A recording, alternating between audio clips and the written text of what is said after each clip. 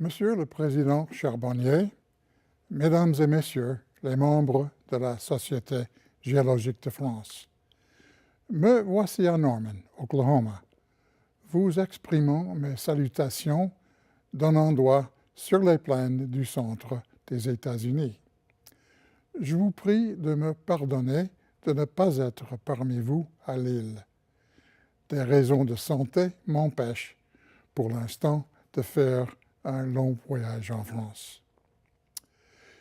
Il y a 51 ans, j'ai eu le privilège de faire la connaissance de monsieur le professeur Eugène Wegmann. Un collègue américain avait organisé une réunion d'une trentaine d'historiens de la géologie, entre lesquels était monsieur Wegmann. Sur le rivage atlantique de l'État de New Hampshire, nous avons passé quelques jours d'automne bien agréables, pour la plupart en discutant des présentations écrites que chacun de nous avait préparées. C'était pour moi, à l'âge de 26 ans, comme un moment de naissance en tant qu'historien de la géologie. Ma première sortie, pour ainsi dire, en compagnie d'autres spécialistes, et l'occasion peu après de ma toute première publication. 17 ans plus tard, la Société géologique de France a décerné pour la première fois le prix Eugène Wegmann à François Ellenberger. Je ne pouvais qu'admirer et applaudir ces deux événements. L'établissement d'un prix prestigieux portant le nom de cet excellent Neuchâtelois et le choix du premier récipiendaire. Depuis, le prix Wegmann a été attribué frugalement, qui en a sûrement préservé et même augmenté la valeur.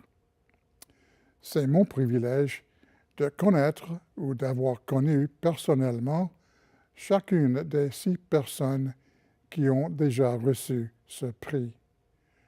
J'affirme le grand mérite de chacun de ces jugements et le respect profond que je garde pour les travaux de tous les 6. Le prix Wegmann est une distinction capitale et votre décision de me l'accorder m'apporte une joie immense et une fierté énorme. J'en suis profondément ému. Je remercie la Société géologique de France et ses officiers. Je remercie également mes collègues et amis du Comité français d'histoire de la géologie.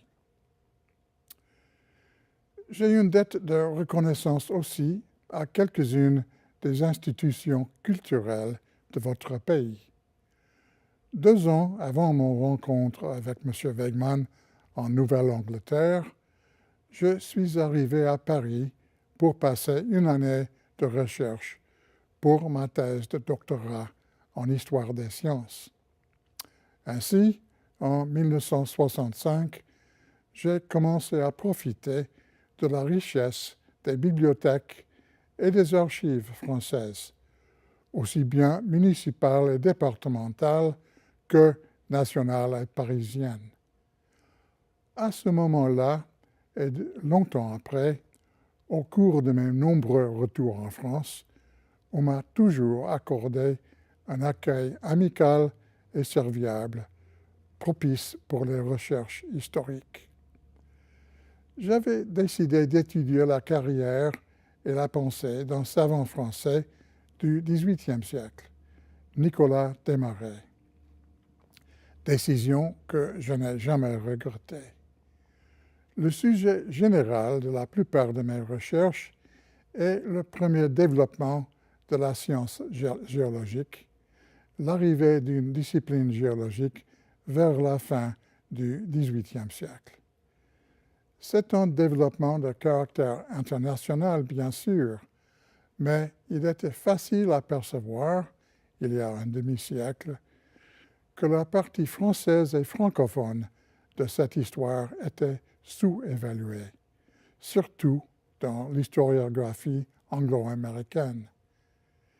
Il me semblait, comme il me semble encore, que l'on peut apprendre pas mal de choses concernant la voie scientifique et culturelle qui a produit la science géologique en étudiant de près les préoccupations et les démarches d'un Nicolas Desmarais. C'est-à-dire que je dois gratitude à la France et aux Français d'avoir fourni le noyau du sujet principal de mes recherches et aussi d'avoir alimenté si souvent et si longtemps mon désir de prolonger et d'approfondir mes connaissances.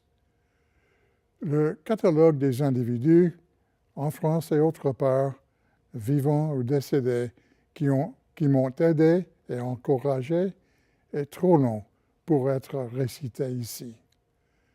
Je me contente pour l'instant de les remercier tous silencieusement dans mon esprit et du fond de mon cœur.